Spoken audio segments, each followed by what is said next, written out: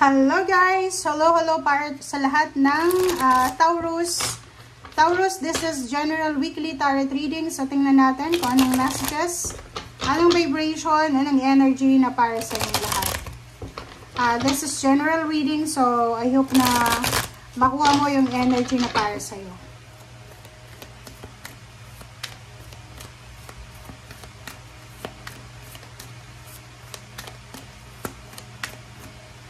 Okay, Nine of Gabriel. Taurus, Nine of Gabriel. Sinasabi ng bara sa'yo dito na manatili kang determinado tungo sa kung ano man ang direksyon na tatahakin mo. Sinasabi ng barahan na ihanda mo ang sarili mo para sa mga posibilidad, oportunidad na pwedeng pumasok sa buhay mo. Second deck, first quarter, unless your kindest self. Dito sinasabi sa iyo, Taurus, na yon, yung pagiging mabuti mong tao, yung pagiging responsable, understanding, pagiging humble, compassionate, siya yung talagang makakatulong sa iyo para maraming tao yung magustuhan ka o masenso ka sa buhay. Marami kang makukuha ang koneksyon dahil dyan sa ugali mo na yan. Okay?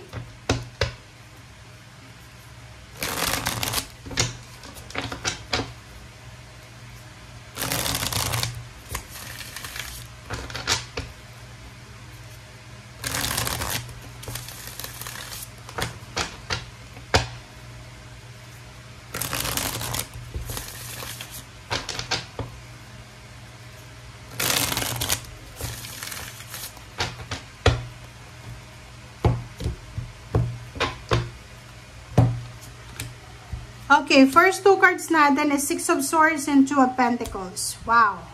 So, Taurus, congratulations sa'yo kasi itong first two cards mo, ang sinasabi nito, isang planong pagta-travel, paglilipat bahay, isang travel na or relocation ang gagawin mo or decision making mo to para mag-relocate ka, ang posibleng makakatulong sa'yo para makuha mo yung financial balance, financial blessing, and makuha mo yung financial completion.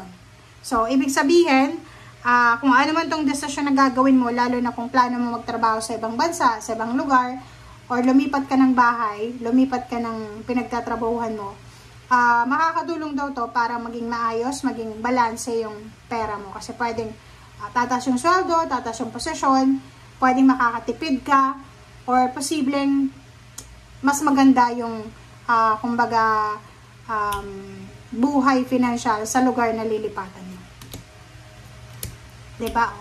So dito is a confirmation na sinasabi ng baraha, saan ka man Taurus papunta, okay? Ano man itong plano mo sa buhay, ano man itong plano mo sa buhay, sinasabi na magdadala to sa'yo ng recognition, ng awards, rewards, abundance, success, blessing, ano pa ba, payments, payouts, appreciation. So, posibleng merong Taurus na mapopromote, Taurus na mag-migrate sa ibang bansa, meron ditong Taurus na siya ay pupurihin ng mga tao sa paligid niya, may mga Taurus na ma-amaze yung mga tao sa paligid niya, may isang Taurus na pwedeng yumaman ng bigla, or sobra-sobrang yaman ang mayayari sa kanya, mahawakan niya yung limpak-limpak na salapi, parang ganon. So, paki-comment sa comment section kasi napakaganda na ito. Okay, 'di ba? Nako, 'yan na nga. Taurus, ito yung dahilan, yung pagiging mabuti mong tao, yung pagiging responsable mong tao, humble, compassionate, siya yung posibleng rason kung bakit bibigyan ka ng positive karma. It's 11, it's manifestation of your dreams, it's justice, balance, libre energy. Sinasabi sa'yo dito, Taurus, na lahat ng mga ginawa mong maganda sa nakaraan ay ibabalik sa'yo ng justice ng sobra-sobra or tenfold. So, pwedeng may contract signing, pwedeng may gagawin kang kontrata, or pwedeng may papasukin kang trabaho, negosyo. Basta mayroon ditong papeles na involved. And nakikita ko sa'yo dito yung direksyon na tatahakin mo simula ngayong linggong ito ay eto yung direksyon na talagang prosperity and abundance yung ibibigay sa iyo. Okay, next card is Hierophant. Oh, 'di ba?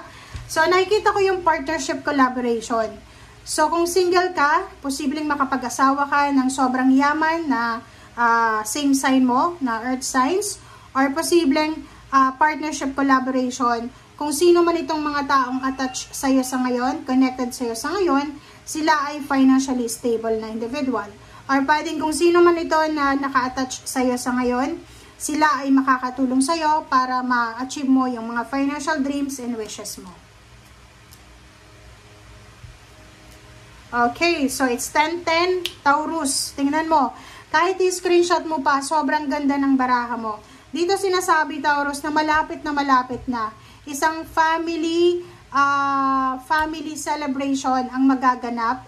It's because of parang celebration of life, celebration of success, celebration of prosperity, na abundance, a Thanksgiving party.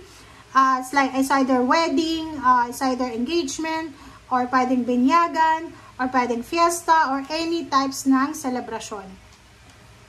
Next card natin is Ten of Pentacles. At ang Ten of Pentacles, sinasabi din sa'yo na it's a lump sum of money. Okay? So, posibleng makatanggap ka ng inheritance. Ayun nga, maraming pera, makakapag-ipon ka ng pera, makakapatayo ka ng bahay, lupa, sasakyan, makakapag-invest ka, may business pa. Masaya yung pamilya dahil hindi lang ikaw yung may pera, kundi lahat kayo magiging sobrang financially stable na buong pamilya. Okay. Tower. Dito sinasabi ng baraha sa'yo, if you have business before, okay, Taurus, if you are business person before, posibleng yung nalugi mong business or nalugi or hindi naayos na partnership and collaboration ay posibleng maayos sa ngayon. Or halimbawa may business ka dati, marami kang natutunan sa failure mo or sa pagbagsak ng business mo dati. And kung ano man itong business opening na gagawin mo sa ngayon, sobrang magiging successful ito. Kasi marami ka nang natutunan sa past, okay? Maraming lessons kang dala-dala sa ngayon. So, nakikita ko sa'yo dito na yung mga financial problems mo dati or sa ngayon ay posibleng mapagtatagumpayan mo yan. So, masasettle down mo. Like, for example, ang dami mong utang, maraming tao yung ginajudge ka dahil sa financial choices mo. Dito sinasabi ng baraha, ayos lang yan. Just go with the flow. Wag mong i-people please yung mga tao, Taurus. Hayaan mo sila kung ano yung sasabihin nila sa'yo. Temperance, diba? Yun, master ka dyan eh. Yung Taurus ay napakagaling nila sa pasensya. So, isipin mo na dahil sa pagpapasensya mo, yung pasensya mo, yung pagiging mabait mo, pagiging magalang, siya yung posibleng magdala sa'yo ng sobrang success. Okay? Thank you guys for watching. Bye!